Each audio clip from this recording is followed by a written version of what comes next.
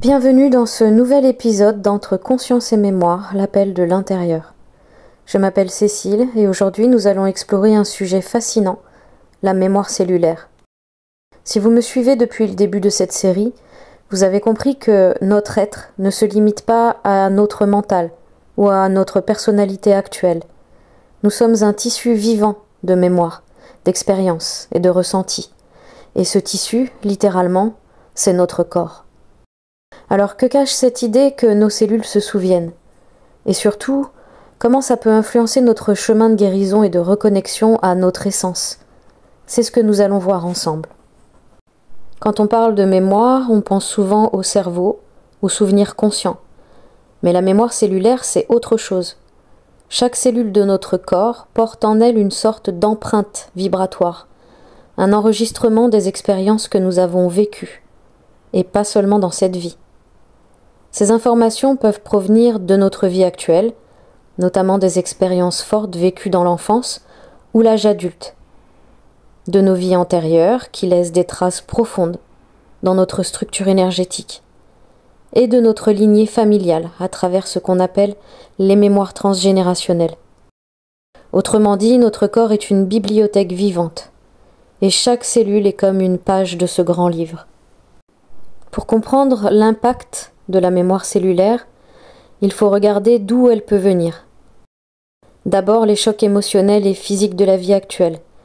Quand un événement intense se produit, un accident, un choc émotionnel, une maladie, le corps enregistre l'information. Même si mentalement on a tourné la page, le corps, lui, garde la trace. Cela peut se manifester plus tard sous forme de tensions chroniques, de douleurs inexpliquées, ou de réactions émotionnelles disproportionnées.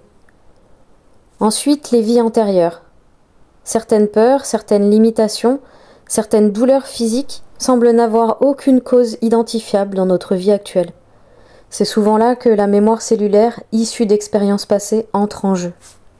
Par exemple, une personne qui a vécu une noyade dans une autre incarnation peut développer dans cette vie une peur irrationnelle de l'eau, ou même une sensation d'oppression dans la poitrine, sans raison médicale.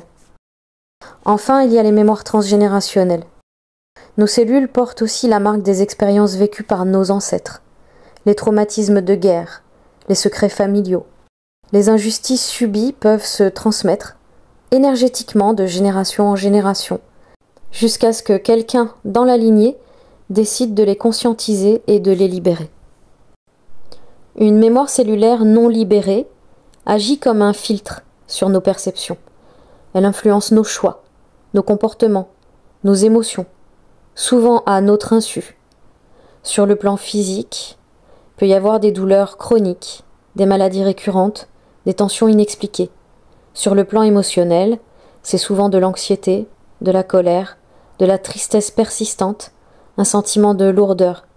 Et enfin, sur le plan comportemental, on se retrouve à répéter des schémas limitants, à vivre de l'auto-sabotage, de la difficulté à avancer malgré la volonté.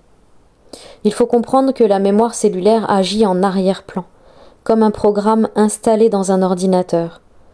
Tant qu'on ne va pas le désinstaller ou le reprogrammer, il continue à influencer tout ce qu'on fait. L'hypnose régressive est un outil précieux pour accéder à ces enregistrements enfouis. En entrant dans un état modifié de conscience, on peut dialoguer avec le corps et les mémoires qu'il porte.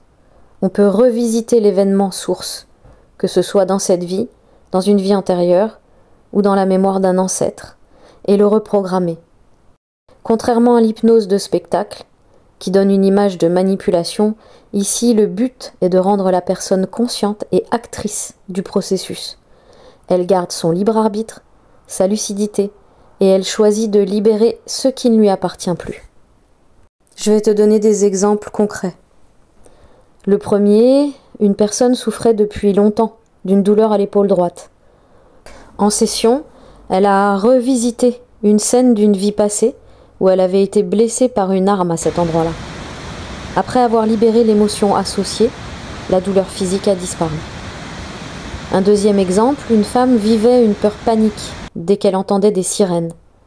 La régression a révélé un souvenir d'ancêtre ayant fui des bombardements pendant la guerre. Reconnaître cette mémoire et l'honorer a apaisé la réaction. Libérer une mémoire cellulaire, ce n'est pas juste enlever un poids, c'est retrouver sa souveraineté. Tant qu'une mémoire agit à notre insu, elle limite notre liberté.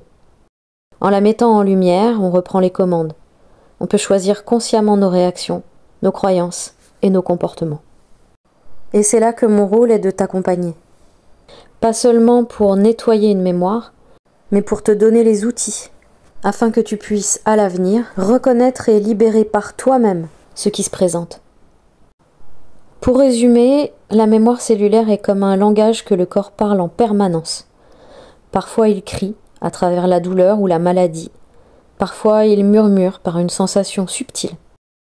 L'écouter, c'est se donner une chance de guérir profondément. Et plus on nettoie ces empreintes, plus on retrouve notre essence véritable, notre puissance et notre liberté. Si cet épisode t'a parlé, dis-le-moi en commentaire. Est-ce que toi aussi tu as déjà ressenti que ton corps se souvenait de quelque chose? Et n'oublie pas, abonne-toi, like, commente et partage. C'est la meilleure façon de soutenir ce podcast et de permettre à ces messages de voyager encore plus loin. À très bientôt pour un nouvel épisode.